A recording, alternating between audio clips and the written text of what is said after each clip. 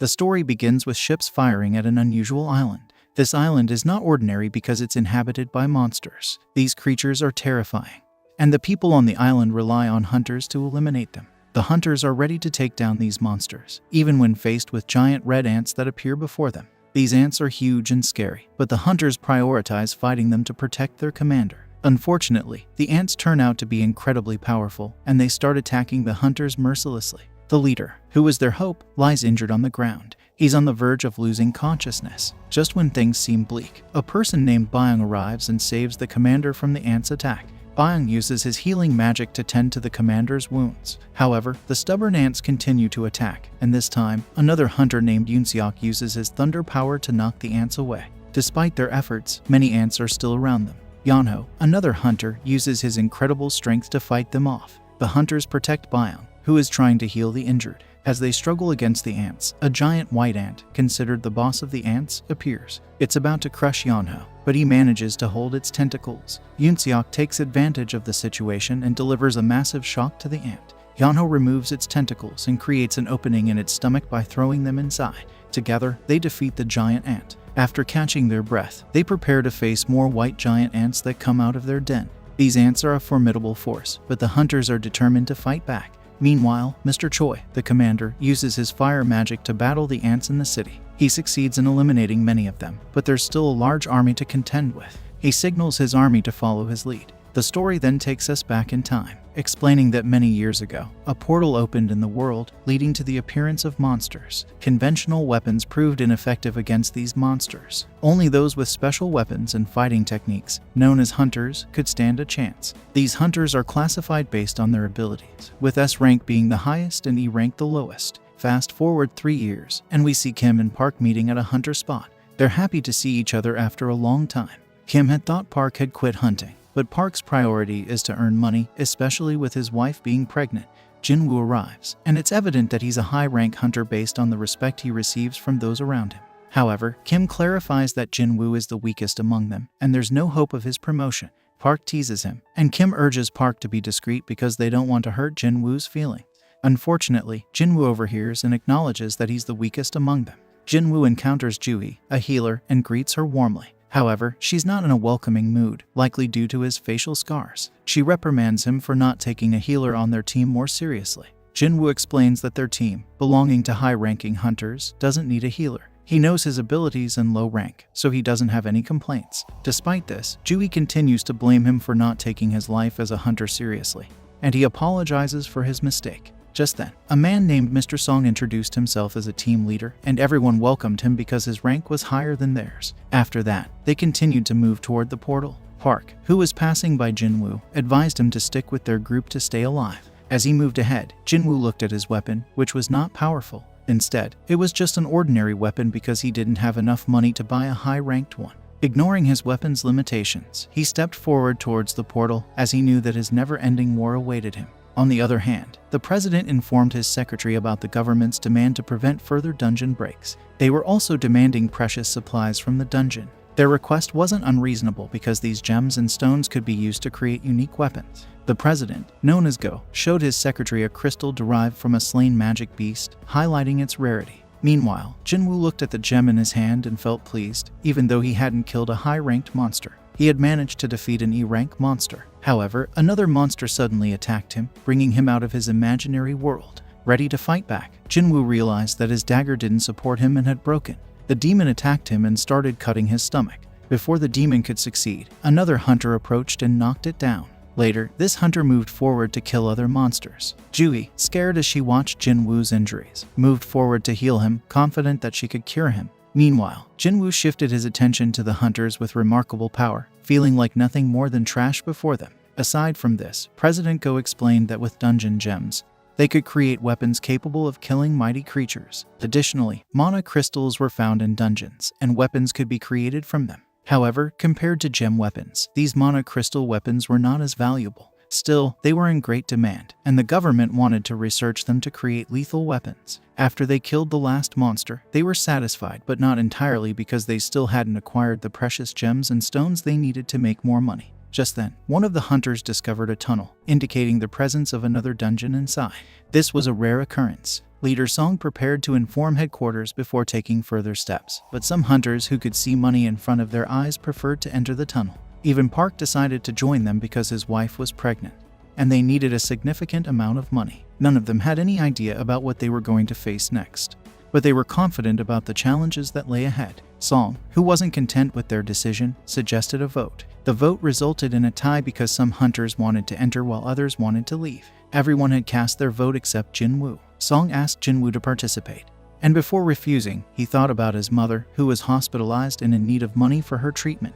He couldn't forget about his sister, who was studying and required financial support. Therefore, he reluctantly gave his approval. They considered it a D-rank dungeon, so they didn't have any other option but to enter. In the company, Mr. Choi is hiring a capable and talented hunter. Instead, they sign a contract with them. On the other hand, a person on a bike snatches a girl's wallet. He feels no regrets and is happy because he plans to have a party. However, his plan is disrupted when he sees a gorgeous girl standing in front of him. He thinks she might be planning to die because she's standing in front of the bike. Just before the bike could hit her, she jumps away like a skilled hunter, winning the hearts of onlookers. As a result, some people in the crowd are injured. A gathering forms around her, and they quickly realize who she is, an S-rank hunter. People look at her as if she's a celebrity. Before the situation worsens, she leaps onto a building and disappears, not giving anyone a chance to ask questions. The people left behind are pleased to have met an S-rank hunter. Meanwhile, it's been almost 40 minutes since they started walking, and they're still looking for their boss. When the portal closes, they'll only have 20 minutes to eliminate the target. While walking, Ju-Jui needs to talk to Jinwoo. Jinwoo notices her concern and apologizes, even though he doesn't fully understand his mistake. Ju-Jui becomes furious and starts insulting him because she feels he has no concern for his life. He recently survived a dangerous situation but seems eager to jump into danger again, despite the scars and wounds all over his body. He refuses to give up. This infuriates Ju-Jui, but Jinwoo can only offer apologies. However, he can't share his sister's and mother's expenses with anyone. Listening to his apologetic words, Ju-Jui calms down a bit. She decides not to forgive him easily and asks him out to dinner. After escaping from that place, Jinwoo is ready for dinner and doesn't fully understand why Ju-Jui is interested in him. After walking for a long while, they finally find a bronze door. But as they look at the elegance of the door, they are stunned because this has never happened before. Some of them prefer to leave without going inside, fearing the unknown. However, those driven by their desire for money can't accept leaving empty-handed. So, despite their fears, they have no choice but to enter. Back in the city, a group of hunters gather for an orientation session. They watch a video of President Go, who explains that the portal they're about to enter has existed for over a decade, and there are still many mysteries within the dungeon. Hunting is a dangerous profession, and even experienced hunters can't afford to let their guard down during a raid mission. They must be cautious. However, in the dungeon, the group of hunters seems to have forgotten these words of caution entirely. They enter a mysterious and dangerous room that has never been explored before. They act as if they're on a casual field trip, showing no sense of the danger that lurks around them. The room contains ancient statues, some of which are holding strange musical instruments. Jinwoo stares at one particularly large statue, feeling uneasy about the eerie silence in the room. Everyone wonders where the boss monster is, and Song notices a magic circle on the ground. His attention is then drawn to a tablet with ancient writings and commandments related to worshipping some kind of god. However, Jinwoo is more concerned about something else. He believes he saw the eyes of the giant statue move, seemingly looking right at them. Jinwoo dismisses this as imagination, but their shock deepens when the door to the room suddenly closes. Panic ensues among the hunters. One woman suggests they might be trapped, but another man shoves her aside, regretting their decision to underestimate the dungeon. He tries to leave, no longer caring about the treasures they hope to find. However, in an instant, half of his body is sliced off by one of the statues. Horror and disbelief grip the remaining hunters as they realize they are facing a formidable enemy. Jinwoo is the most shocked among them, considering that the deceased hunter was of a higher rank than him.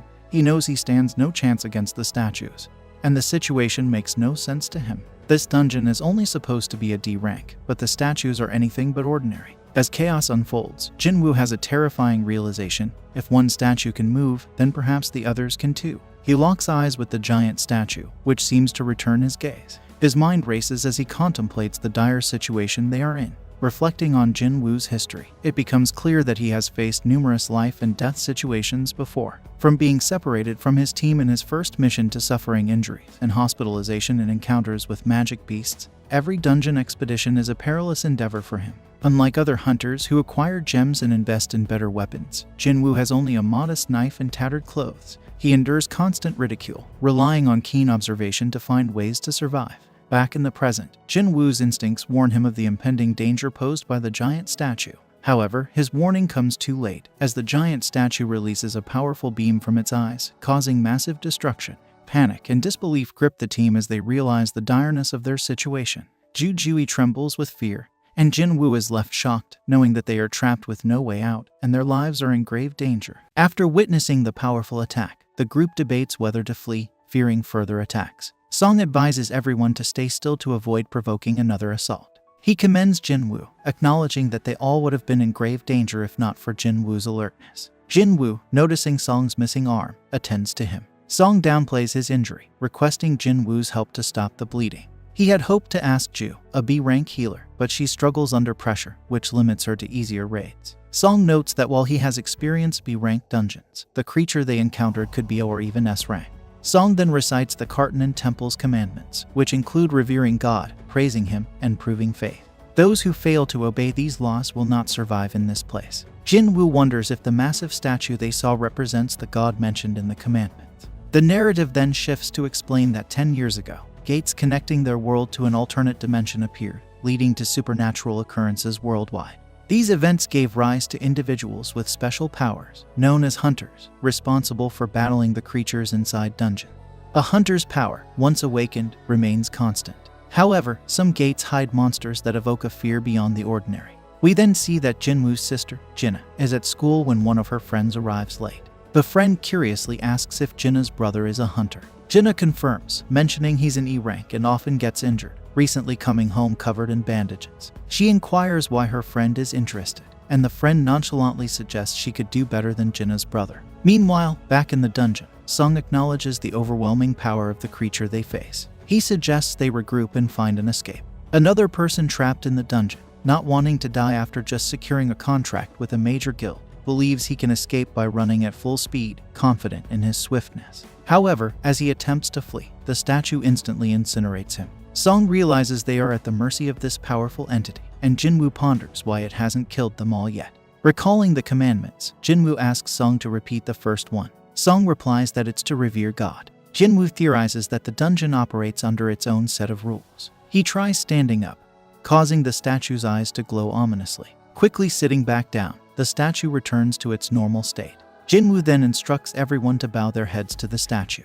The group is confused, not fully understanding his reasoning. Song asks Jinwoo if he's figured something out. Jinwoo explains that the statue won't attack as long as they keep their heads bowed in reverence, following the commandment to revere God. Everyone imitates Jinwoo, bowing their heads. The statue's sinister expression seems to soften, and Park, noticing the statue isn't reacting, bravely stands up. To their relief, the statue remains passive, and the rest of the group also stands. They question if the danger has passed, but Jinwoo reminds them there are still 2 more commandments to consider. Suddenly, the statue comes to life and starts moving. Song asks Jinwoo for a plan, and Jinwoo admits he doesn't have one but emphasizes the importance of adhering to the commandment.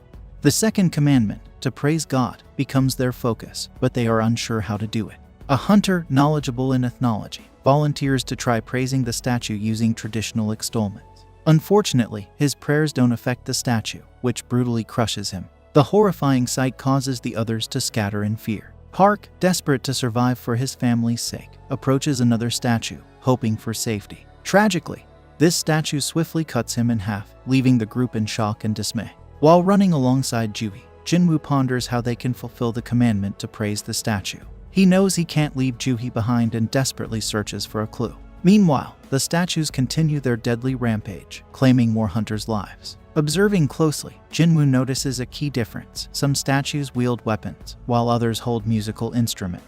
He directs everyone towards the statues holding instruments. Song approaches one, and to their relief, the instrument begins to play. The other hunters replicate this, but the instrument of Jinwoo's chosen statue remains silent. Jinwoo quickly deduces the problem. It's inactive because 2 people are standing in front of it.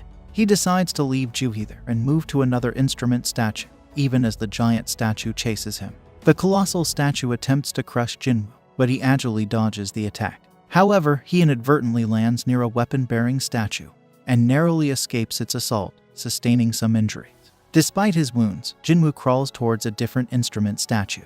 As the giant statue lunges for another attack, Jinwoo evades it and reaches the instrument statue, triggering its music.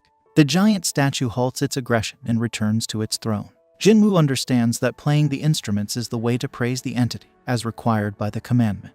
Juhi rushes over to Jinwoo, finding that one of his legs is missing. She attempts to heal him, but Jinwoo cautions her against overexerting herself. Ignoring his warnings, Juhi pushes her powers to the limit, causing her to bleed and eventually forcing her to stop. Kim, overwhelmed by the dire situation, remarks that it feels like a nightmare. He comments regretfully on Song's lost arm, attributing it to Song's rash decision as their leader. He suggests it's a result of karma. The others quickly remind Kim that he was the one pushing to enter the dungeon, but Kim argues that they all agreed on it together. Song, taking responsibility, admits the final decision was his. Jinwoo, sensing the urgency, refocuses the group, reminding them there's still one commandment left. Suddenly, an altar materializes in the room's center. The group is puzzled, but Jinwoo explains it's an altar for offerings to gods, used for treasure and sacrifices.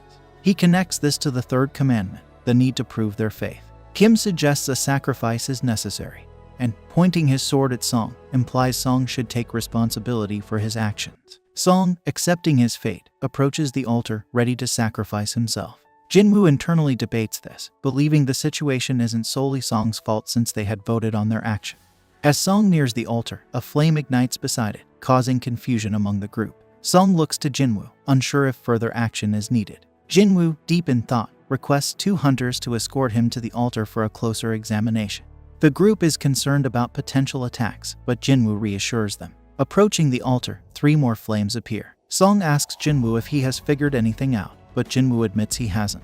He questions whether waiting would lead to rescue, but Song pessimistically notes that the gate has been open for a week, and the statues might reactivate before help arrives. Jinwoo reflects on the dungeon dynamics, realizing that a gate fully opens in 7 days, leading to a dungeon break. This event allows monsters to cross into their world. The main goal of raids is to defeat the dungeon boss and close the gate in time.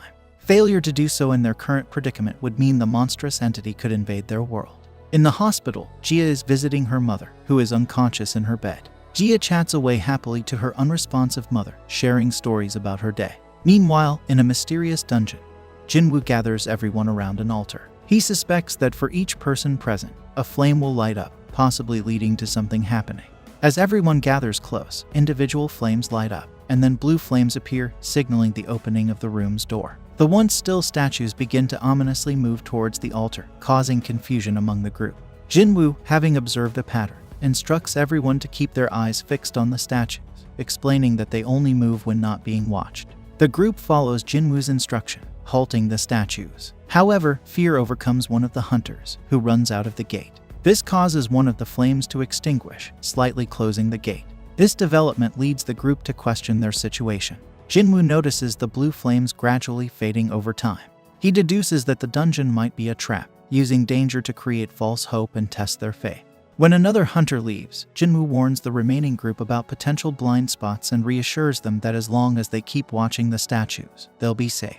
He believes that the blue flames act as a timer, and their extinguishing will signal their escape. Kim, acknowledging Jinwoo's crucial role in their survival, feels torn between staying and returning to his family. He decides to leave, hopeful for a reunion with his loved ones. Jinwoo, despite the dwindling numbers, remains determined to find a way out. Song then urges Jinwoo and Juhi to escape, saying the door will remain open as long as someone stays behind. As Juhi attempts to help Jinwoo leave, she collapses, likely due to overexertion from her earlier healing attempts. Jinwoo, now faced with a difficult decision, contemplates their next move in the perilous dungeon. In the dire situation, Jinwoo urges Song to escape with Juhi, insisting he's the only one who can carry her out safely. Despite Juhi's reluctance, Jinwoo reassures her by promising a meal out and gives her an essence stone to buy dinner, playfully saying he'll ask for the change later. Juhi protests, but Song quickly knocks her out, facilitating their escape. Left alone, Jinwoo reflects on his fate, regretting not having better insurance and vowing to take down at least one enemy with him. However, his efforts to fight back are futile against the overpowering statues, which soon dismember and beat him mercilessly. Amidst the pain, Jinwoo thinks about his desire to be stronger and his limited success. He recalls Kim's words and understands Kim's need to return to his family, acknowledging that often the most selfish are the ones who benefit. Jinwoo, too, realizes he doesn't want to die. In the critical moment, as the statues prepare for a final blow, time runs out, and they halt. Suddenly, Jinwoo sees a notification about a quest, offering him the chance to become a player. The message warns of imminent death if he declines. With only a fraction of a second to decide, Jinwoo chooses to accept, embracing this unexpected opportunity for survival. We then see that the screen says that he have become a player, and son Jinwoo wakes up in a hospital, surprised to see his previously severed limbs perfectly attached, with no signs of the fatal chest wound he remembers. Confused, he wonders if it was all a dream. But then two members of the Hunter Association's surveillance team, Woo Jinchul and Kang Taeshik, visit him. They inform Jinwoo that he has been unconscious for 3 days. He's relieved to hear that his fellow hunters, Juhee and Song Cheol, survived the incident, though Cheol lost an arm and might retire, and Juhee is undergoing psychiatric treatment, uncertain if she'll continue hunting. Jinchul reveals that only 6 survived the double dungeon incident, a rarity with such tragic outcomes. By the time the White Tiger Guild investigated, based on survivors' alerts, all they found was Jinwoo alone, with no evidence of the described temple and statues. This baffles Jinwoo, but Jinchul confirms the survivors' accounts align, avoiding suspicion on them. Jinchul then speculates Jinwoo might have experienced a second awakening, a rare phenomenon allowing hunters to surpass their initial power, possibly reaching SSS-Rank. To test this, Jinwoo is asked to use a manometer. If his survival against supposedly deadly magical beasts was true, it might indicate a significant power, implying an SSS-Rank's involvement. However, Jinwoo's mana score is only 10, far below expectations, deflating his hopes of a second awakening. Apologizing for their mistake, Jinchul and Taeshik leave, puzzled over how Jinwoo survived, labeling him nearly as weak as a civilian. Son Jinwoo feels disappointed that the Hunter Association representatives didn't inquire about the mysterious pop-up window only he seems to see, questioning if he's the only one who can perceive it. Realizing it doesn't respond to touch, he recalls encountering something similar before. His sister, Jinna, visits, scolding him for his recklessness and threatening to quit school to work if such an incident recurs. Jinwoo, feeling guilty for nearly leaving his sister behind, tests if Jinna can see the pop-up by asking her about notification reading in games. Following her clueless response, Jinwoo commands Aloud to open the message box, which surprisingly works, revealing messages addressing him as a player. As Jinna leaves with her friend Seong, Jinwoo explores more pop-ups, learning the system aims to aid a player's development, warning of penalties for non-compliance. He discovers a daily strength training quest with physical exercise, puzzled by the unrealistic expectations while hospitalized. Meanwhile, Jinchul reports to Chairman Gunhee that Jinwoo hasn't undergone a second awakening. Relieved yet puzzled by the incident's oddities and lack of a dungeon break, Gunhee instructs marking this as a special case for further investigation. Jeonggan asks Hyein if she could join the upcoming B-rank raid as a guide. He tells her the raid is both a test and hands-on training for newcomers. Hyein isn't sure she's cut out to be a guide. Jeonggan assures her that simply by fighting as she always does, she'll set a great example for everyone. He reminds her that their Hunters Guild is among the top 5 in the city, yet it doesn't stand out on a global scale. While they can't boost their ranks individually, they can still improve as a team to be prepared for future challenges. Suddenly, a gate appears in the middle of a road, causing trouble for the city's residents, who hope the hunters will deal with it soon. Meanwhile, in the hospital, Jinwoo's time for his daily quest expires, triggering an earthquake in his room. He falls from his bed to find himself in a desert, realizing he's been transported as a penalty for not completing his quest. He must survive here for 4 hours. Back in the hospital, a nurse checks on Jinwoo, only to find his room empty. As Jinwoo flees from a giant centipede, he wonders how many there are. With 2 hours still to go, nurses search the hospital for him. He narrowly escapes being eaten by one of the centipedes when his time runs out, and he's transported back to the hospital, where he collapses from exhaustion. The nurses eventually find him back in his room. After a few days, Jinwoo tells Jinna he's getting better and will be discharged soon. Meanwhile, Juhee receives an invite to a D-rank dungeon raid but declines. The caller mentions Jinwoo's awakening, which delights Juhee. She visits him with flowers, sees him running in the garden, and learns from the nurses that he's been exercising to get back in shape since waking up. Deciding not to disturb him, Juhee leaves. Jinwoo then takes a moment to rest, reflecting on the 4 days since he regained consciousness and his realization that the quest windows he sees are real. He understands now that completing daily quests rewards him with full recovery, ability points to enhance his strength, and access to a skill inventory. This new reality amuses him, even if it makes others think he's odd for laughing by himself. Jinwoo reveals the last reward from his daily quest is a mystery box. When he opens it, he finds a key inside. Up until now, he's only received trivial items like bandages and pens, but this time, he discovers the key can teleport him to a special dungeon from Exit 3 of the Hapjeong subway station.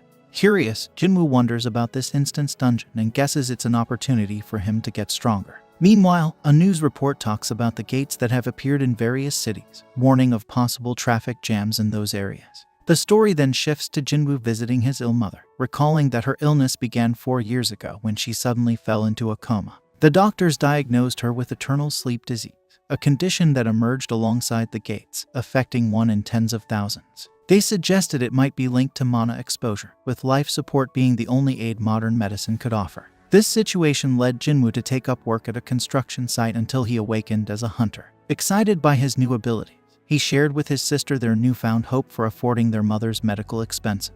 Despite his sister's concerns about the dangers, Jinwoo assured her he could handle it. However, it soon became clear that Jinwoo struggled against monsters, often holding back his team. After completing another round of daily quests, he decides to invest his ability points into increasing his strength yet again. Jinwoo heads to Hapjeong Station, believing he can escape if the situation gets too risky. Upon using a special key, a gate to another dimension appears, and he steps through it, the entrance ceiling shut behind him.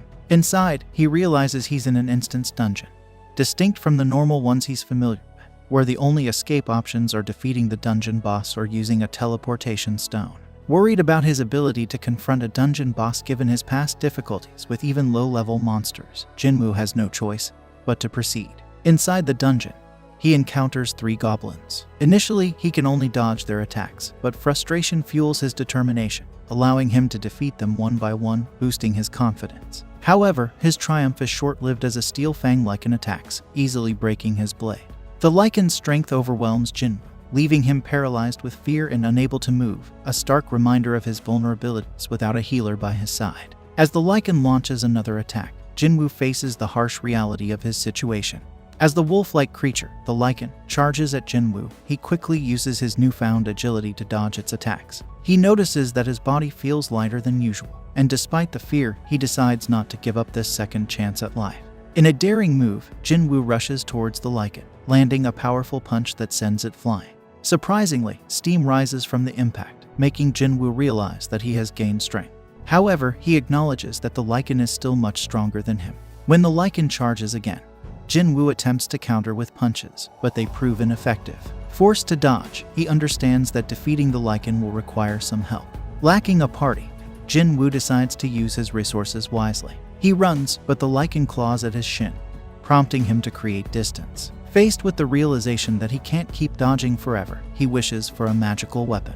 Recalling his secret inventory, he retrieves a magic sword. As the lichen lunges once more, Jinwoo skillfully slices it in 2, receiving a level-up notification. Confused about how the expensive sword ended up in his inventory, Jinwoo chooses not to dwell on it. His wounds heal, and despite the appearance of 2 more steel fang lichens, Jinwoo remains confident with his newfound weapon. Attempting to lift the sword from the ground, Jinwoo realizes it won't budge. Panic sets in as the lichens approach, and he desperately pleads for the sword's cooperation. On the final attempt, the sword dislodges just in time. As the lichens close in, Jinwoo swings the sword, defeating one and skillfully kicking the other to prevent damage to his valuable weapon. Unfazed by the appearance of another lichen, Jinwoo confidently faces it, knowing that these creatures are nothing compared to the challenges he faced in the secret room. The magic sword, now a powerful ally, gives him a newfound sense of assurance as he prepares for whatever challenges lie ahead.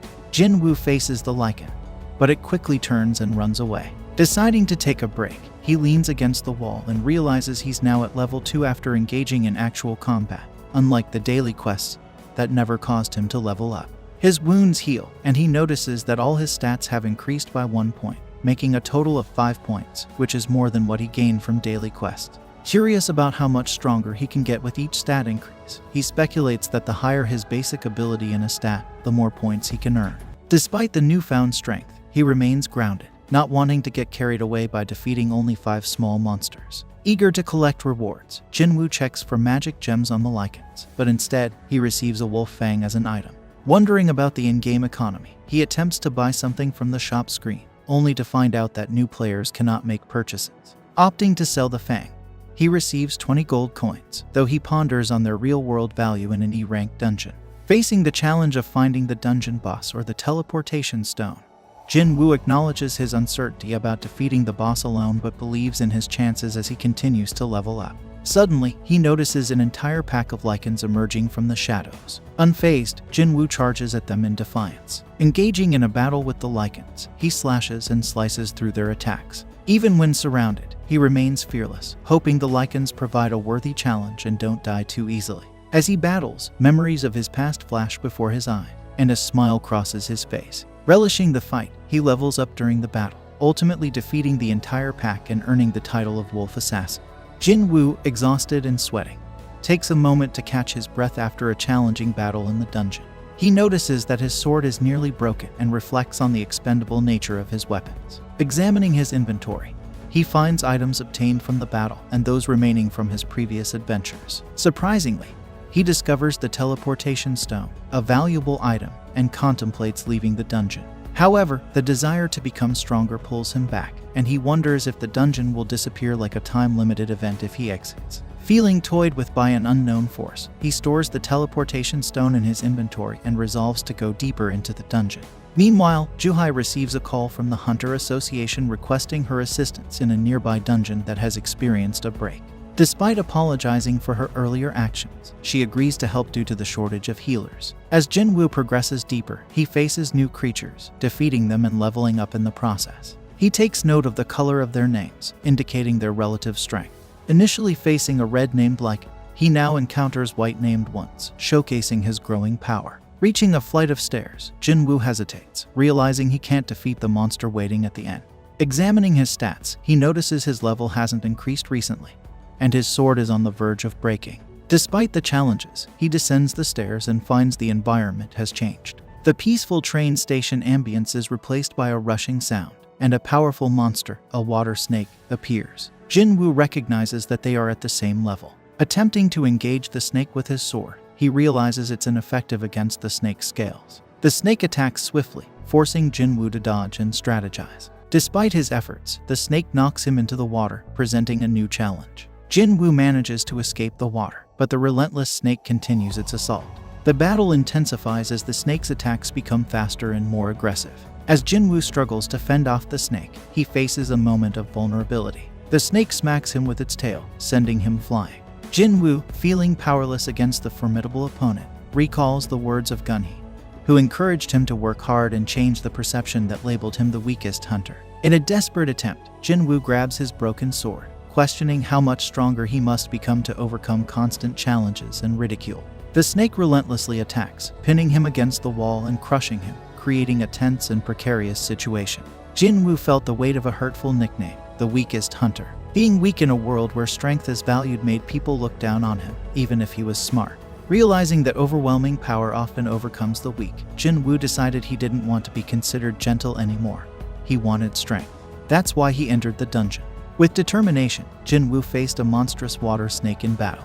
Channeling an inner strength, he leaped at the snake like a possessed force, attempting to climb its massive body. The snake, however, knocked him away. Undeterred, Jin Woo stood up, vowing not to give up until he became stronger, a determination that manifested in a blue aura surrounding him. Blocking the snake's attacks, Jin Woo wore down its tough scales. Feeling like he needed to give more, he put in extra effort. Compared to facing a powerful being he considered akin to God, the snake seemed insignificant. Taking advantage of an opening, Jin Woo jumped into the air, driving his sword into a vulnerable spot in the snake's scale. The battle continued with Jin Woo slicing the snake's side to further weaken its scales. In a daring move, the snake opened its mouth wide, swallowing Jin Woo whole. His sword flew into the air, but Jin Woo clung to it. Using his strength, he crushed the snake's scale from the inside, causing harm to the creature. Despite the snake's attempts to dislodge him, Jin Woo held on tightly. With unwavering determination, he pressed down on the snake's neck with all his power until he emerged victorious. The battle resulted in Jin Woo leveling up, a moment that brought a smile to his face. It was a tangible sign of his growing strength. As a reward for his triumph, Jin Woo obtained a powerful dagger, twice as strong as his previous sword, equipped with paralysis and bleeding effects. Additionally, he acquired a vial containing the snake's venom, which he considered overpowered in its effects. A notification signaled the dungeon's reset after the boss's defeat, returning the station to its normal state. Jin Woo steps out into an empty area, curious about the time.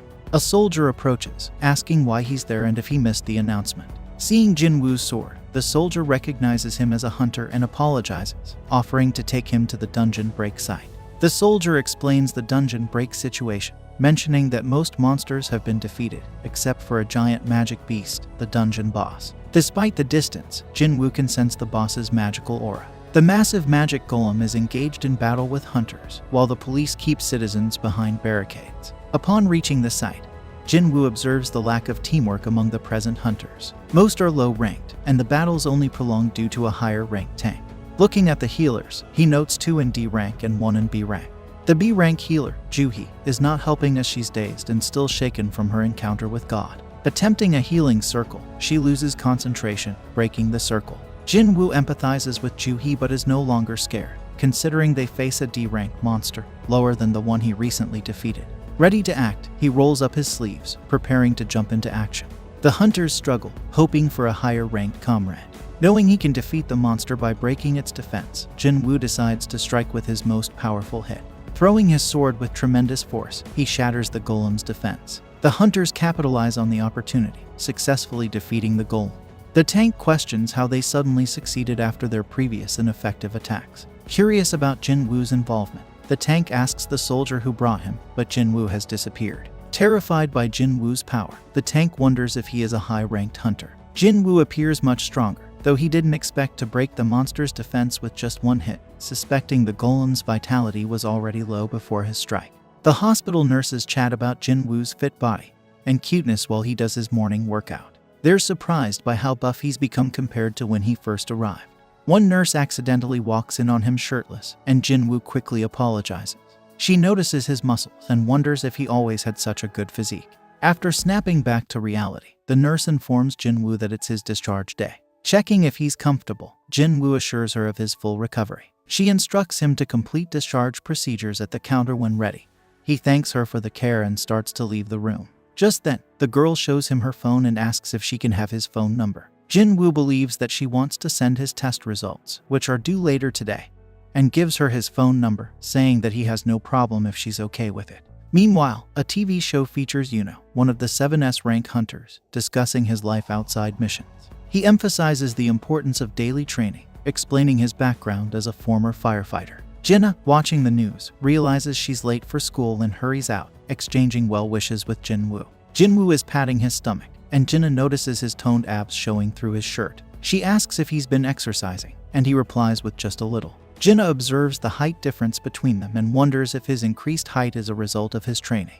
Before heading out, she goes to put on her school shoes, and Jin Woo hands her an umbrella she forgot. He playfully nudges her towards the door, and she bids him goodbye. Once she's gone, Jin Woo heads to the living room, checking his daily tasks. He has completed the others, except for running, which he plans to do later. Examining his stats, he notices unallocated points. Understanding the need for strength, agility, and perception, he decides to distribute the points among these attributes. A call from his landlord interrupts his thoughts. The landlord inquires about the rent, and Jin Woo admits he hasn't paid for the month yet. Promising to transfer the money, Jin Woo ends the call with the landlord expressing appreciation for his prompt response. Jin Woo is grappling with uncertainty about a potential second awakening, but he's now capable of swiftly defeating goblins, opening up opportunities for him to earn a living. Seated on his couch, he navigates through available dungeons, recognizing the need for a high-level one to yield substantial rewards. However, his low rank poses a barrier to accessing such dungeons. The idea of undergoing a reevaluation crosses his mind,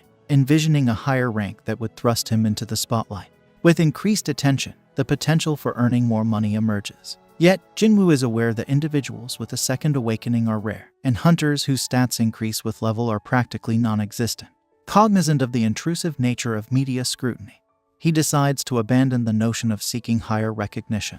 He decided to keep his abilities under wraps until he fully grasps them. Jin Woo receives a surprising notification on his phone. Startled, he hastily dresses and heads to a specific location. While accomplishing his daily task, he is on the verge of claiming his reward when a man suddenly calls out to him. Gong Suk introduces himself to Jin Woo. Realizing Jin Woo is an E-rank adventurer, Gong Suk's party members recognize him as the infamous weakest hunter. Despite one member laughing at Jin Woo's nickname, Gong Suk reprimands them and apologizes for their behavior. He then invites Jinwoo to join their dungeon raid to bolster their numbers. Dong-suk allows Jinwoo to accompany them but clarifies that he won't receive any loot, only a commission for his services. Examining the group, Jinwoo notices 4 C-rank hunters and 2 who are D rank or lower. Curious about Jinwoo's role, Dong-suk explains that he'll be responsible for carrying their luggage and belongings during the expedition. Jinwoo inquires if there's a healer in the group.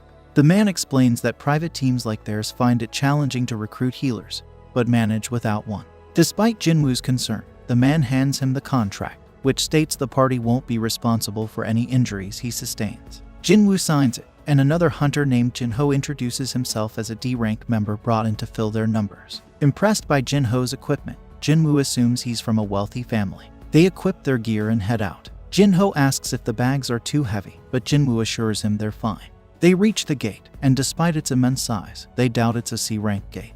Dong-suk explains it was ranked by investigators. Jinho questions entering the large gate, and Jinwoo clarifies that only the magic flux matters. He adds that gates with a rank below C aren't very dangerous. Jinho is amazed by Jinwoo's knowledge, who mentions his experience as a hunter. Admitting it's his first time entering a C-rank dungeon, Jinwoo assures them it's safe. Dong-suk leads the party through the gate, finding darkness inside. He instructs a member to cast light, surprised by the absence of monsters and luminescent stones, which are typically found in dungeons. Jinwoo recalls entering another completely dark dungeon in his memory. Jinho, curious, asks Jinwoo about luminescent stones, and he explains they are glowing rocks often found in cave-like dungeons, emitting light from the floor or roof. Jinho, still bewildered by the abundance of gems and stones associated with dungeons, receives assurance from Jinwoo that he will become accustomed to it. As they venture deeper into the cave, Jinho remains surprised by the absence of any visible threats. Wondering if dungeons can exist without monsters, he questions Jinwoo, who instructs him to keep quiet. Jinwoo, using his acute hearing, detects hidden monsters choosing to remain concealed. Dong-suk prepares the party for an imminent battle. Jinwoo is astonished to find that the monsters move together, rushing towards any light source. He identifies them as insect-type magic beasts, and the party, not thrilled about facing insects, examines the holes, anticipating the insect attacks. Unease spreads as the insect sounds draw nearer. Jinwoo listens carefully, pinpointing the insects in a hole above the party. Dong-suk decides to attract the insects with his taunt skill, while others attack from behind. Jinho urges Jinwoo to stay by his side for protection. The party successfully executes their strategy, defeating the insects with coordinated teamwork. Impressed, Jinwoo feels a twinge of frustration. After the victory, Dong-suk queries Jinwoo about how he predicted the insects' approach. Jinwoo explains it was his intuition. One of the party members calls out to Dong-suk, and they notice the insects were killed by something that bit them, not their swords or magic. They suspect a monster preying on the insects. Jinwoo advises Jinho to be cautious due to his expensive gear. At the association gym, hunters working out hear a huge explosion. Some are surprised, but one hunter mentions it's their guild master's workout routine. They are impressed, but Yunho thinks it's not enough for a warm-up. Jinwoo shares more about dungeons with Jinho and questions if he can handle the luggage in such a massive dungeon.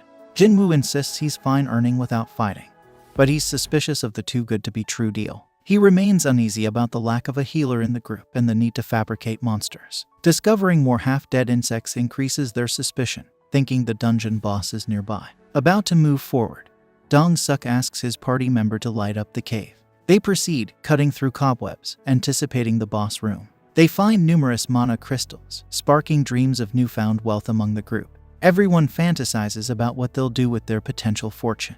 Jinho examines Jinwoo's contract and suggests he gather crystals since they aren't considered spoils. Jinho is assured by Dong-suk that Jinwoo will get his share after defeating the boss. They plan to move the crystals before defeating the boss, as the dungeon gate will close. Taking advantage of the boss's sleep, they decide to proceed. Dong-suk realizes they lack the necessary tools left at their car and instructs Jinho and Jinwoo to stay back while they retrieve them. Jinho is uneasy, but Dong-suk assures him they're safe as the boss is asleep. Though C-rank dungeons typically require 8 people, Jinwoo recalls Dong-suk saying they've always managed with 6 members, wondering about the absence of regulars to fill the gap. Leaving the room, Dong-suk orders one member to seal it off. Realizing the betrayal, Jinho attempts to break through the wall to no avail. The dungeon boss awakens and approaches them. Feeling powerless, Jinwoo recalls his encounter with God and gains confidence. He instructs Jinho to step back, as he prepares to face the monster with his sword from the inventory. As Hong's group exits the dungeon, the mage questions why they didn't take care of the two newcomers themselves. Hong explains that killing them might awaken the spider, disrupting their mana crystal harvest. Hong assures the mage that their plan will succeed, as the inexperienced newcomers stand no chance against the spider. They intend to let the spider consume them and then retreat. While they can't force their way in without alerting the spider, Hong knows of a hidden path. The worst-case scenario is if the spider remains awake after consuming the newcomers. If they fail to retrieve the mana crystals, they'll still profit from Jinho's valuable equipment. Both Hong and the mage agree they're no match for the spider alone. Jinho tries to dissuade Jinwoo from facing the boss, arguing that even an elite C-rank hunter wouldn't stand a chance. Instead, Jinho suggests finding an exit. Yet, Jinwoo feels strangely calm. He realizes he may have reached a point where he no longer fears C-rank bosses. At level 18, he believes he stands a chance against it. After confronting the snake, Jinwoo declares the real hunt has begun. Meanwhile, Go, the Hunters Association president, is exhausted from endless meetings. His driver suggests sparring to lift his spirits, and Go, always willing to guide the younger generation, accepts. Back in the dungeon, Jinwoo encounters the formidable spider with its incredibly tough skin and powerful attacks, knowing one wrong move could mean his demise. Jinho observes Jinwoo's movements intently, quickly realizing they're unlike those of any ranked hunter. Puzzled, Jinho questions Jinwoo's true identity, wondering if he might be a false ranker. Such individuals deliberately lower their ranking by controlling their magic power, often for sinister purposes. Filled with regret for entering the dungeon, Jinho watches as Jinwoo struggles to penetrate the spider's resilient hide. With fatigue setting in rapidly, Jinwoo knows he must end the battle soon. Assessing his options, Jinwoo relies on his dagger's paralysis and drain ability, identifying them as his best chance for victory. However, his plan is thwarted when the spider unleashes an unexpected acid attack. Determined to overcome this obstacle, Jinwoo decides to utilize a new skill, Dash, to close the distance. Although he manages to land an attack on the spider's face, the debuffs from his dagger are nullified. Undeterred, Jinwoo persists, striking the spider repeatedly in a desperate attempt to weaken it. Despite pushing himself to the limit, Jinwoo's exhaustion leaves him vulnerable, and he is ultimately struck by the spider. Jinwoo finds himself in a perilous situation, but he recalls a reward from his daily quest that grants full recovery. With swift thinking, he activates it, much to Jinho's relief. Renewed, Jinwoo resumes his attack on the spider, managing to pierce one of its eyes with his dagger's debuffs taking effect. Seizing the opportunity, Jinwoo continues to strike, inflicting more damage and applying additional debuffs. Eventually, the spider succumbs to the onslaught, and Jinwoo receives notification of his victory. Reflecting on his narrow escape, Jinwoo realizes his luck in not choosing a reward before entering the dungeon, which surely would have led to his demise. Jinho is astounded by Jinwoo's solo defeat of the dungeon boss, strengthening his suspicion that Jinwoo may be a false ranker. As Jinwoo retrieves a gem from the defeated spider, Jinho offers to carry the supplies henceforth, admiring Jinwoo's prowess. Encouraging Jinwoo to rest, Jinho takes charge of mining mana crystals. Meanwhile, Hong and his group are taken aback by the survival of the newcomers. In another setting, Go demonstrates his skill to Wu in a training session, effortlessly overpowering him. Impressed, Wu marvels at Go's prowess, feeling grateful for the session's uplifting effect on Go. Go admits he's not as strong as before, but he acknowledges Wu's dedication to training. Wu understands that training won't increase his level but can enhance his skills. Go emphasizes the importance of both physical and mental strength for hunters, especially in dangerous dungeons filled with unsavory characters. Meanwhile, in the dungeon, Hong's group concludes that the newbies survived due to the spider's incompetence. They ridicule the spider for its defeat by inexperienced hunters. Hong reveals his plan to Jinho, mentioning his knowledge of Jinho's wealthy background, which Jinho fails to see the relevance of. Hang then presents Jinho with a grim ultimatum: either kill Jinwoo or face death alongside him. Hang explains their typical practice of eliminating party members to keep all the spoils, but offers Jinho a chance to join them. Refusal means death for both Jinho and Jinwoo. Hong ponders the potential danger posed by Jinho's powerful gear, fearing it may have bestowed him with abilities to defeat the spider. Preferring not to take any chances, he aims to pit Jinho against the weaker Jinwoo. However, Hong is taken aback when Jinho unexpectedly aligns himself with Jinwoo. The malevolent group decides to end their lives, prompting Hong to question if the newbies have ever been forced to kill before. Suddenly, Jinwoo receives an urgent quest requiring him to defeat 6 enemies. Identifying Jinwoo as the weaker target, the group's mage launches an attack. Jinho anxiously observes his friend's plight, deeply concerned for Jinwoo's safety. Elsewhere, a member of Chahi's group boasts of her prowess, having swiftly defeated an rank beast. She and her comrades are relieved to belong to top guilds, shielded from the unsavory rumors circulating about other squads. Among these rumors are accounts of strike teams with alarmingly high fatality rates. Back in the dungeon, Hung resigns to defeat, declaring Jinwoo's demise as imminent. Jinwoo scolds himself for his forgetfulness, recognizing the harsh reality of survival in his world. Violence, lies, and betrayal reign supreme, and he's enraged by his lapse in memory. He realizes he's grown desensitized to this environment, a dangerous state of mind. Having calmed down, Jinwoo reflects on his carelessness and arrogance. The leveling system now compels him to kill, prompting him to question its motives. It's clear the system wants him alive and strong, leading Jinwoo to decide to use it to his advantage. Addressing the group, Jinwoo acknowledges their reminder about the brutal nature of dungeon life. He warns them to prepare for situations where this harsh reality turns against them. One member objects to being called prey, prompting Jinwoo to demonstrate his point by swiftly dispatching one of them. Jinwoo comes to terms with the fact that he's just taken a life, but he knows it was either that or his own demise. He can't afford to hesitate now. Only the strong survive in this unforgiving world.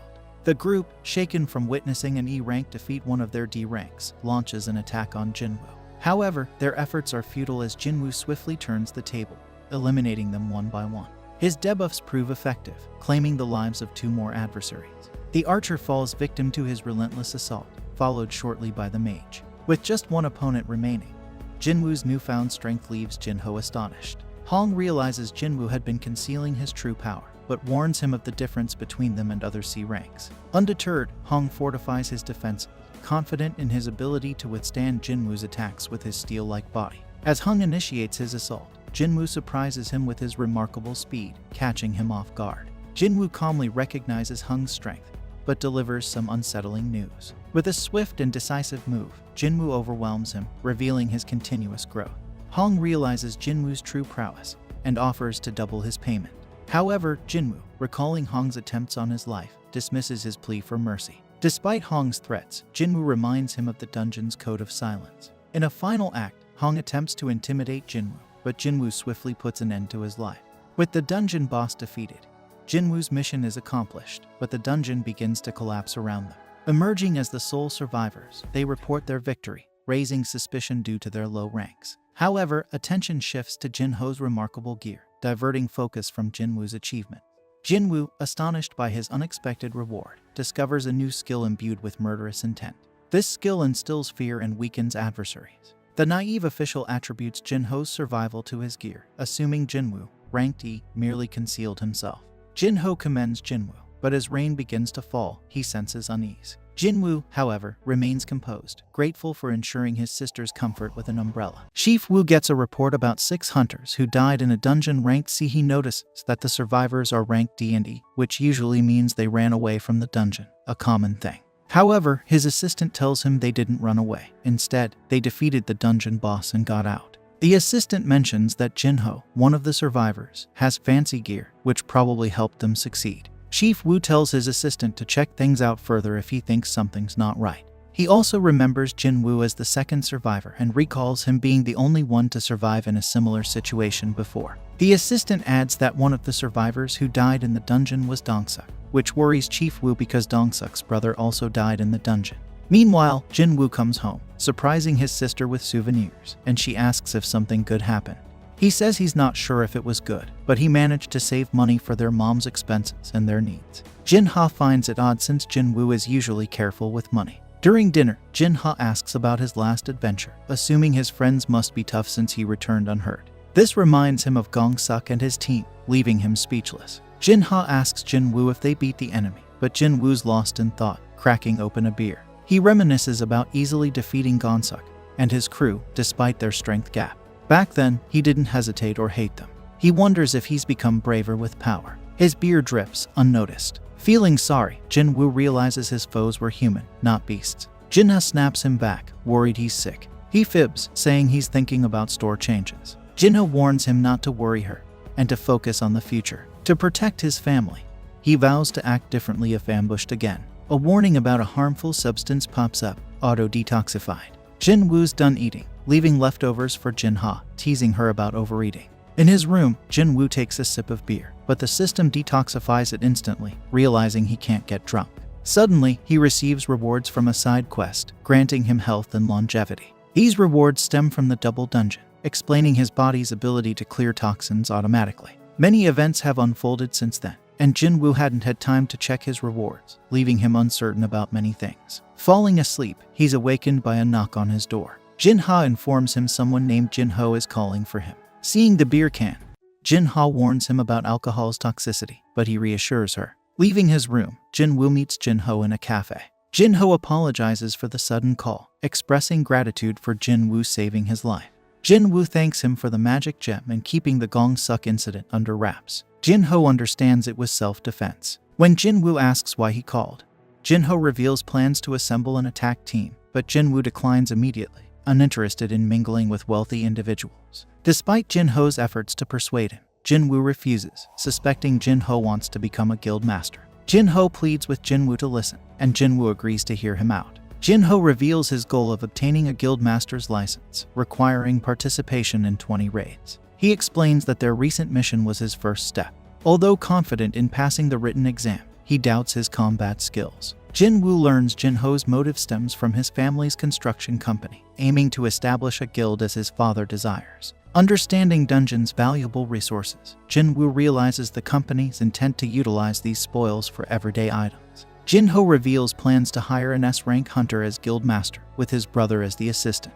Jinwoo comprehends the rarity of S-Rank hunters, learning about Min, an S-Rank hunter, who hasn't joined a guild and is retired. Jinwoo realizes Jinho's plan to recruit S-Rank hunters from other guilds, and warns him against it because it could make enemies of those guilds. Jinho admits his brother's weakness, and reveals his desire to become guild master. He believes completing a raid with Jinwoo, a lower-ranked hunter, will impress his father into thinking he's become stronger. Despite Jinwoo's potential, Jinho insists their partnership would be beneficial. Jinho offers building plans as a reward, but Jinwoo finds them insignificant, considering his potential for higher ranks. Aware of the danger of associating with those who don't understand leveling up, Jinwoo declines Jinho's offer. Jinho then pleads for Jinwoo's silence in exchange for his help, but Jinwoo's intense glare startles him. Gongsun instructs his assistant Laura to bring him documents about Jinwoo and Jinha. Laura brings them, and Gongsun is furious about his brother's death. Despite Laura's attempts to console him, he interrupts her, demanding the documents. He questions Laura about the consequences of taking someone's life in another country. Shocked, Laura explains he could be prosecuted under treaty laws if the country has them, or by their own country if not. She suggests negotiating with the government for leniency. Gongsun orders Laura to adjust his schedule, but she warns him of the impact on guild operations. He insists on clearing his schedule for later. Observing Jinho as a D-rank and Jinwoo as an E-rank hunter, Gongsun hopes they're still alive when he visits them. Jinwoo and Jinha go for their morning routine together. Jinwoo is surprised Jinha joined him today, thinking she might be overdoing it because she ate too much chicken. During their jog, Jinwoo randomly asks Jinha what she would do with 30 billion. Curious, Jinha answers that she'd use it for their mom's medical bills and her college fees, saving the rest because it's a lot of money. Satisfied with her response, Jinwoo speeds ahead, leaving Jinha impressed by the strength gap between hunters and humans. Meanwhile, Jinwoo discovers his daily quests continue counting even after surpassing the goal. Intrigued, he pushes himself further, deciding to double his daily quests, turning them into secret quests. After completing the secret quest, Jinwoo chooses a blessed random loot box as his reward. When it opens, a miniature sun emerges, transforming into a key. The system reveals the location of an S-rank dungeon, which the key unlocks, surprising Jinwoo. Jinwoo discovers he can gather ingredients for the elixir of life, a potion that can heal all illness, by defeating a slime. Determined to help his mom, who's in the hospital, he decides to clear the dungeon to obtain the elixir. Despite knowing there will be powerful beasts inside similar to those that troubled even S-rank hunters, he opens the dungeon gate. Entering the dungeon, he feels a bit scared but relies on a teleportation stone as a backup plan. Suddenly, a three-headed monster, the Hellgate Cerberus, appears, but Jinwoo remains unfazed. Determined to become stronger, he summons his dagger and confronts the monster. His title as a wolf assassin boosts his strength, allowing him to rush at the Cerberus with increased speed. Despite his efforts, his attacks fail to harm the monster. Jinwoo tries slashing the monster multiple times, but his attacks have no effect. Even after using his title skill, he's surprised by the huge gap between them. Attempting to use his murderous intent skill, Jinwoo finds it nullified by the Cerberus. Dodging the monster's attack, he manages to stab one of its heads. Next, he tries casting paralysis and life debuff with his dagger, but the monster cancels it out. As the monster attacks again, Jinwoo fails to dodge in time and gets bitten on the arms, losing some HP and screaming in pain. Shocked by the damage, he sees a third of his HP gone from just one attack. The monster prepares to crush him, but Jinwoo dodges and stands up. Suddenly, the Cerberus activates its rage skill, doubling its abilities for 3 minutes, and slashes at Jinwoo with its paw. Jinwoo struggles to react as he's struck with great force, causing him to lose more of his HP. With no other option, he activates his full recovery skill and counterattacks the monster. Although he manages to stab the monster in the eye, he learns it no longer feels pain. Thrown off by the monster, Jinwoo barely regains his balance before it lands a series of attacks, cutting his HP in half. Despite the relentless assault, Jinwoo's HP drops to 30%. His passive skill of willpower activates, granting him a 50% damage reduction buff. As the monster charges at him, Jinwoo kicks up dust to create a distraction and hides behind a rock. He's relieved that the system warns him of danger, allowing him to avoid death. Deciding to wait out the monster's skill for 3 minutes, Jinwoo prepares to use his teleportation stone. However, the monster suddenly attacks again, causing Jinwoo to lose the stone. Jinwoo quickly jumps to safety as his HP drops dangerously low. Unsure how to survive, he decides to go shopping while the monster searches for him. Buying 3 bottles of an exclusive healing potion, he finds each bottle only restores 100 HP. Remembering he's immune to toxins, he takes some water snake venom from his inventory, granting him a 20% physical damage reduction. When the monster finds him and attacks, Jinwoo doesn't give up, using the opportunity after the monster's skill ends to land as many attacks as possible. Despite his efforts, the monster remains unhurt. The monster bites him again, draining his HP almost entirely. Using his last strength, Jinwoo targets the monster's weak spot repeatedly until it finally falls. With a considerable level up, his wounds heal, bringing relief. Reviewing his rewards for defeating the Cerberus, Jinwoo finds a key to the demon's castle, and a random item revealing the pattern for the elixir of life, requiring 3 materials found in the castle. Realizing the danger of the demon's castle, Jinwoo decides to return when he's stronger. Later, Jinwoo visits his mom in the hospital and considers whether the elixir of life could cure her. Although he lacks the necessary materials, he knows where to find them. However, he acknowledges his current weakness and resolves to become stronger before attempting to obtain them. Jinwoo arranges a meeting with Jinho at a cafe and agrees to join him in 19 degrees Celsius rank raid missions. Jinho is surprised by Jinwoo's acceptance, but learns it's due to specific circumstances. Before agreeing, Jinwoo sets a condition. Only the 2 of them will participate in the raid missions. Jinho wonders how they'll manage to conquer the C-rank dungeons with just the 2 of them. He reminds Jinwoo that they need at least 8 people to enter a C-rank dungeon. Jinwoo advises him to find additional members, like Dong-suk did, to make up the numbers. Jinho worries about the danger of the missions, but Jinwoo assures him they can succeed as long as they stay safe. Jinwoo mentions that his father will surely recognize their achievements if they complete the raid missions unharmed. After considering this, Jinho agrees to Jinwoo's condition. He assures Jinwoo he'll take care of recruiting additional members and managing the dungeon gates. Meanwhile, Ha-in is jogging at a racetrack and decides to take a break to hydrate and stretch her muscles. Sensing someone behind her, she confronts them and questions why they're stalking her. The person, unsurprised by her detection due to her S-rank hunter status, apologizes for interrupting her training and offers her his business card. His name is revealed to be Yun. Jinho is in a car with his dad, who reminisces about when the dungeon gates first appeared. He explains how politics, news, and social events have become connected to the dungeons ever since. The dungeons contain various infrastructures crucial for the survival of ordinary people, and he understands that without them, survival would be difficult. He knows that only hunters have the ability to retrieve valuable resources from the dungeons.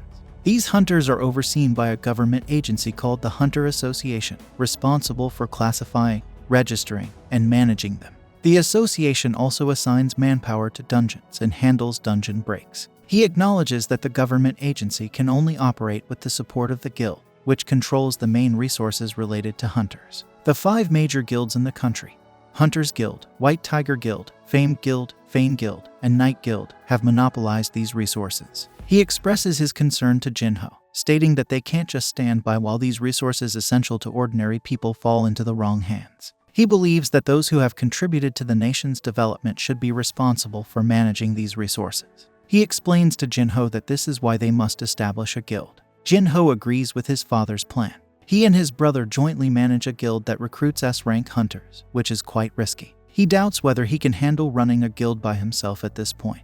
Meanwhile, Jinwoo goes for a jog to complete his daily task. Sitting on a park bench, he opens the game system and notices that the extra tasks are no longer counted. He wonders if he can still receive rewards like the previous secret quest, hoping for another item like the Demon Castle's key. However, he only receives a partly played bingo card from the random loot box. Though disappointed, he understands it's just chance and doesn't dwell on it. Leaving the park, Jinwoo walks through the city streets, reflecting on his status in the game system. Realizing he needs more ability points to become stronger, he decides to level up quickly. But he's limited to waiting for Jinho's C-ranked mission raids. Recalling encounters with centipedes in a dungeon, he considers returning to defeat them for more points. However, he realizes it may not be as beneficial as before, as he might escape easily without gaining points. As he receives a message from the Hunter Association inviting him to participate in a D-rank gate mission, he hesitates, knowing he can't fight alone since the association requires a team. Ultimately, he accepts the mission, realizing it's better than doing nothing and that he can't afford to waste time. Meanwhile, some apprentices are training in a dojo. One of the apprentices admits to his master that he's still not strong enough to beat him. The master reassures him that it's normal not to win, but the apprentice still feels ashamed. He wants to spar with the master when he's at his best, but the master is surprised he hasn't given up. Suddenly, he receives an urgent call-up message and feels sad about low-ranked hunters being treated like errand boys for the association. His apprentice asks if he's thought about retiring. Recalling a past raid where he lost an arm, he considers if he's become a hindrance. His apprentice tries to clarify, but the master explains he wants to contribute as much as possible before his time is up. Meanwhile, a hunter informs his wife about being called for a raid mission. She urges him to quit the dangerous profession, citing the risks and lives lost in previous missions. He explains they need the money for their daughter's education and reassures her that the association won't send them to overly perilous dungeons. He tells her the last mission was an exception and apologizes for causing her worry. She advises him to be cautious, and their daughter asks if he's strong. He assures her he is and can defeat powerful monsters. Elsewhere, Yunho confronts Jongin in his office, feeling angry about being deceived. Kongin pretends he doesn't know, and Yunho mentions he's the one who arranged the media interview for him. Jongin acknowledges seeing the interview on TV, and thinks Yunho did well because his speech seemed sincere. Yunho is angry that Jongin is shifting his responsibilities onto him. Jongin explains that Yunho's attitude and honesty represent the hunters, which is what their chairman wants. He suggests that Yunho isn't suitable for that. Yunho decides to drop the accusations and wonders why Jongin called him. Jongin informs him that Yujin Construction, Jinho's dad's company, wants to establish a guild. Yunho says he already knew and heard they were recruiting members. He realizes he's interfering unnecessarily, as Wei and Jongin recognize. Yunho is certain Jongin knew he was aware of all this and decides to find out what Jangyin wanted to tell him. Meanwhile, Juhi receives a call from her mom, who's concerned because she doesn't call often.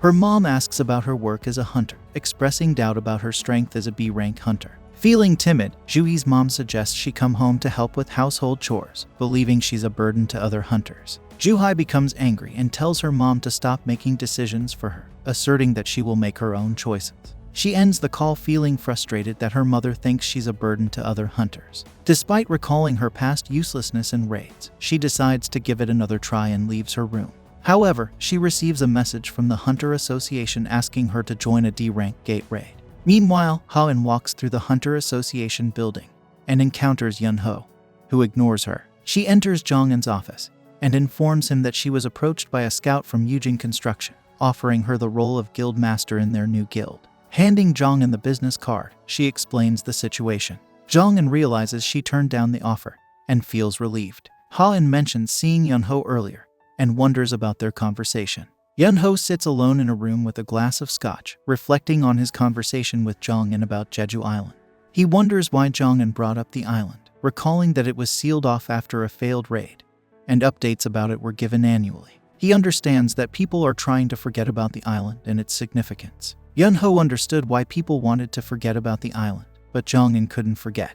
Despite being praised as the strongest hunter, Jongin was determined to clear the island in the future and needed Yunho's support. He wanted them to become stronger and gather allies to change public opinion about the island. Now Yunho understood why Jongin arranged the media interview and trained new hunters. Jongin wondered if Yunho also had unfinished business on the island, and Yunho remembered the friends he left behind during the raid. In a dimly lit room at an undisclosed location, a suspicious man strikes a deal with another to end the lives of certain individuals. Jinwoo tells Jinha he's leaving, and she questions why he has work on a holiday. She notices he's been very busy lately, unlike before when he had to take long breaks between missions to heal from injury. She wonders if his training is paying off, and he reassures her that he can now make a steady living thanks to it. As he leaves without his usual gear, Jinha is surprised, but Jinwoo insists he'll be fine without it. Despite her attempts to stop him, he walks out, leaving her astonished as he heads for a raid, not just a quick trip to the convenience store. Mr. Song, the dojo master, knows that his sword wouldn't work against magic beasts, and his martial arts skills wouldn't be effective in a dungeon. He unexpectedly meets Jinwoo and notices how much Jinwoo has changed since their last encounter. Although Jinwoo lost his leg, he explains that it was miraculously healed when he woke up in the hospital. Mr. Song assumes a skilled healer restored Jinwoo's leg and is relieved to see Jinwoo in good health. Jinwoo feels sad that Mr. Song didn't regain his arm, but Mr. Song reassures him that he has adapted to it. Jinwoo is surprised to learn that Mr. Song was also summoned by the Hunter Association. As they approach the gate, Jinwoo notices the hunters who survived the encounter with God's statue. They avoid eye contact with him out of shame for sacrificing him for their own safety. Mr. Song finds it suspicious that only survivors from that dungeon were called together. Juhee is amazed by how much Jinwoo has changed since they last met. Suddenly, a car arrives at the gate, and 3 prisoners step out. They flirt with Juhee, but an association hunter silences them. An association official explains that the prisoners are substitute hunters joining them for the mission to reduce their sentences. Although the hunters are surprised to work with criminals, the official assures them that the prisoners won't cause trouble. They learn they'll be accompanied by a B-rank hunter named Tishik, who can handle the prisoners. Jinwoo suggests Juhee skip the raid, but she insists on going with him. Tishik introduces himself and wonders who will lead the raid. Jinwoo lets Song lead the raid, and he appreciates that. Song takes full responsibility for the previous dungeon failure. Song credits Jinwoo for being the reason they survived, and he thanks him on behalf of all the survivors, although Jinwoo doesn't seek acknowledgement. Kim agrees to Song leading, and Tishik stares at Jinwoo for some reason. Everyone gets ready to enter the gate, and Song officially starts the raid. This brings an end to our episode. Inside the dungeon, the prisoners are doing a good job defeating some goblins. Song wonders who the real enemies are and shows his own strength. The group of goblins is eventually defeated, and Song is impressed by how much stronger Jinwoo has become. Even Juhee notices that Jinwoo hasn't been hurt yet and hopes that nobody will need her to heal them. Song is still amazed, as Jinwoo's aura is different. Tishik has them move forward, but they find a split in the path. The dungeon has been easier than expected, so they decide to split up. This means more risk, but they believe it will help them clear the dungeon faster. Jinwoo can sense that the dungeon boss is down the left path, but he doesn't tell anyone. Since he hasn't been leveling up much from fighting weak goblins, Jinwoo suggests that his group go down the left path. They split up, but Tishik oddly stares at Jinwoo. Kim's group member is the other coward, and Kim decides they must apologize to Jinwoo for leaving him on the first raid. They doubt he'll forgive them, but Kim believes they should try if they want to continue being hunters. Down the other path, the prisoners easily defeat another group of goblins.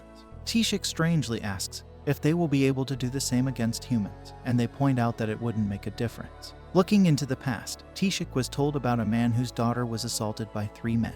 His daughter took her own life afterward, but the man was furious because the 3 men would be released from prison in a few years. To worsen the situation, they are hunters, and hunters are allowed to join raids to shorten their sentences. This is unfair because the man's daughter will never return home.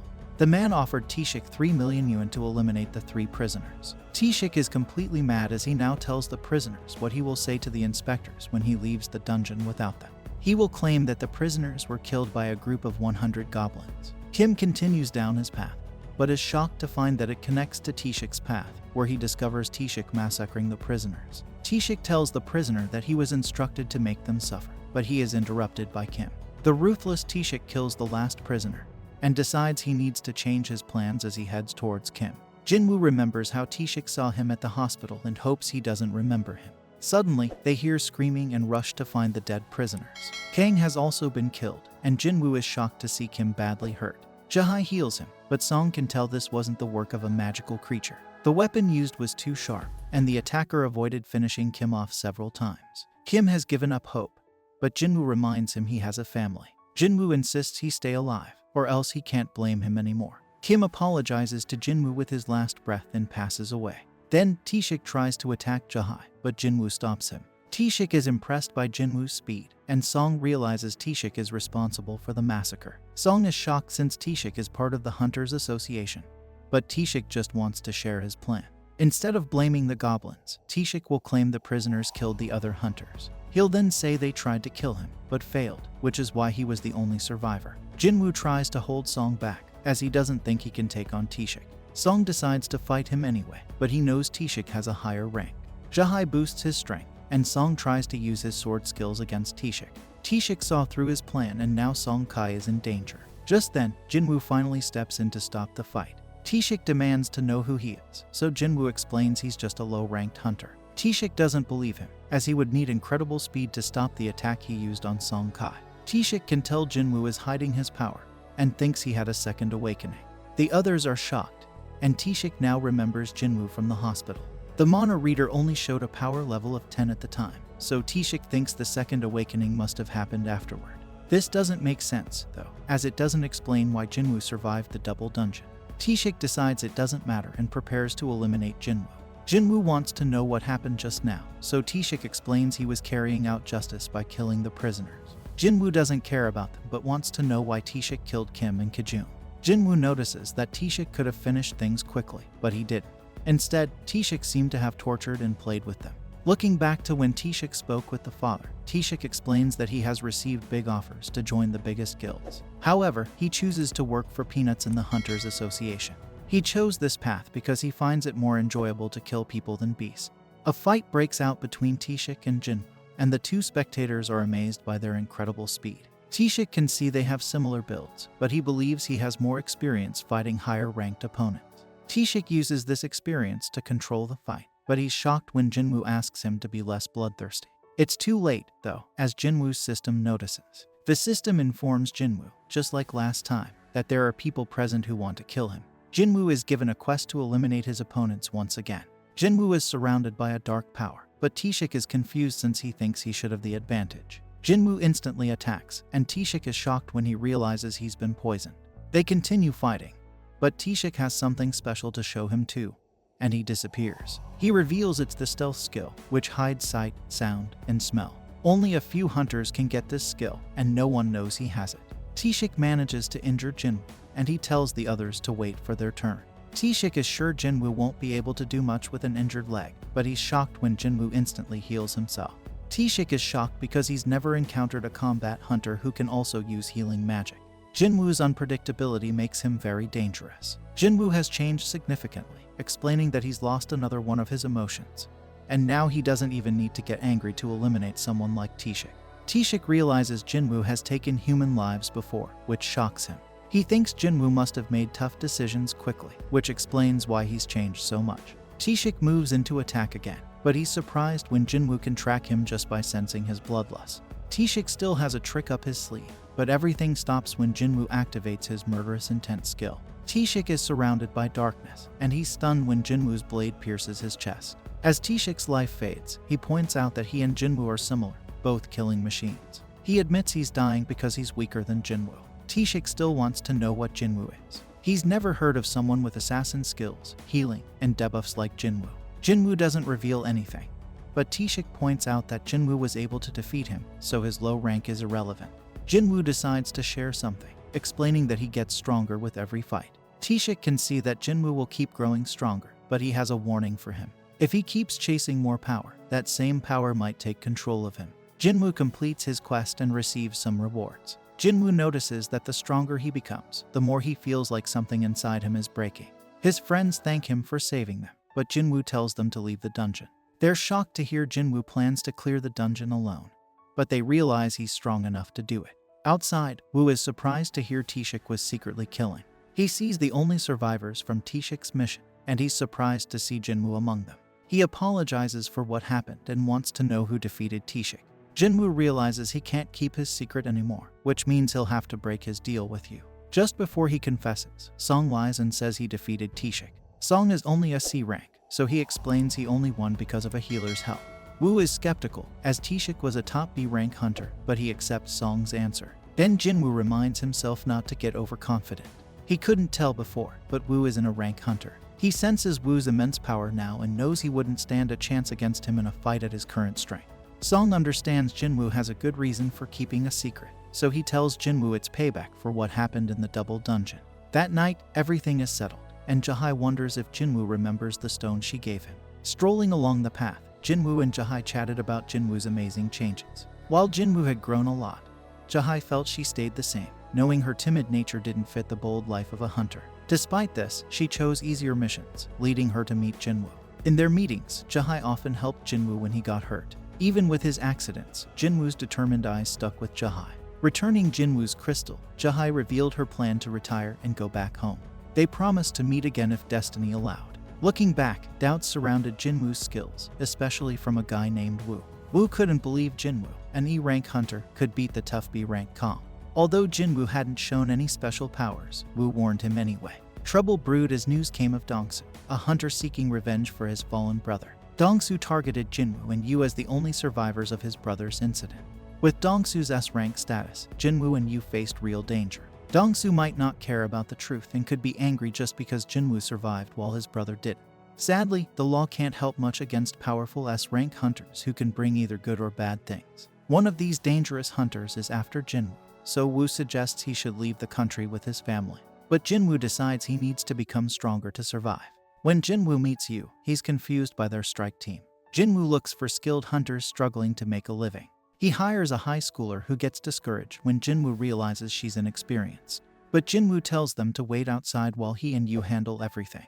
They'll each get paid well for doing nothing, but they must keep it secret or pay back 10 times the money. Jinwoo got a special stealth rune after beating Kong, and he learns the stealth skill with it. Yu is all geared up in expensive armor, which surprises Jinwoo.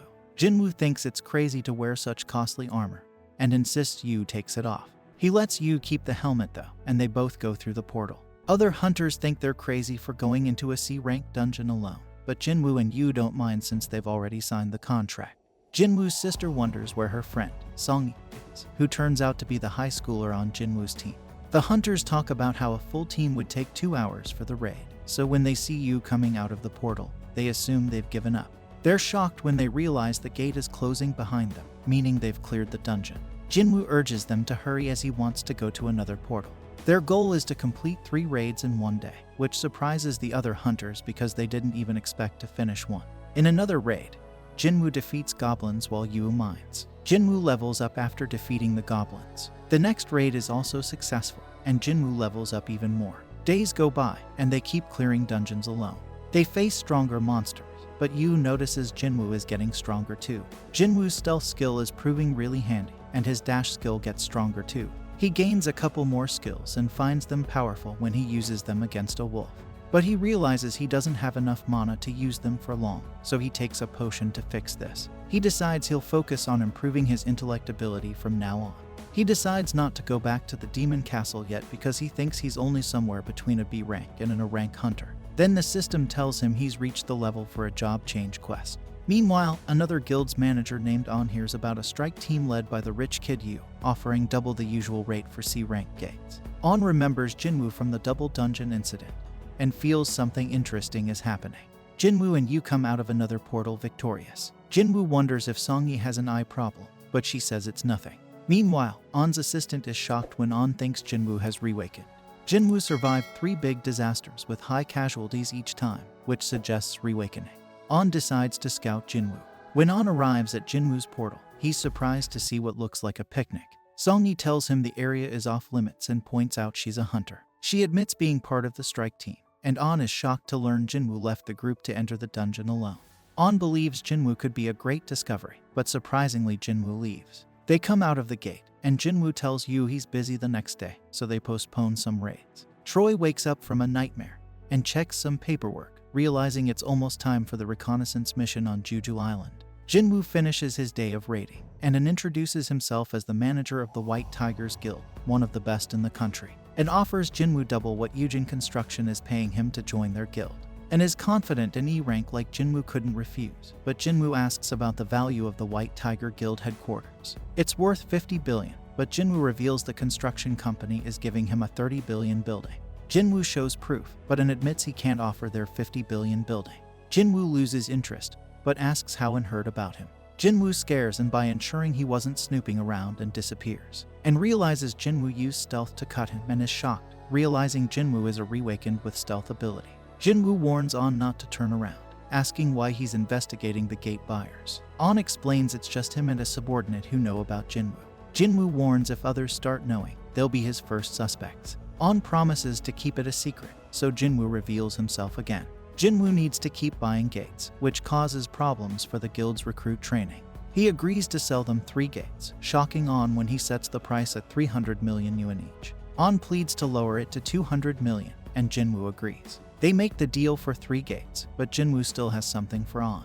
He gives On a healing potion for the cut on his face, showing he trusts him but warns him to stay silent. On's assistant asks how it went, and On thinks Jinwoo might be a bigger deal than he thought. The next day, Yu confirms receiving 600 million yuan. He's amazed Jinwoo got so much for the gates they were going to cancel. Yu wants to know more, but Jinwoo says it's a trade secret. At the White Tiger Guild, and realizes Jinwoo tricked him as several gates are selling for less than 70 million yuan. Jinwoo sends a message, saying they're even now for spying on him. On realizes Jinwoo is not someone to mess with, but is glad to have his contact information. Meanwhile, Jinwoo goes on a road trip to find out about the job change quest.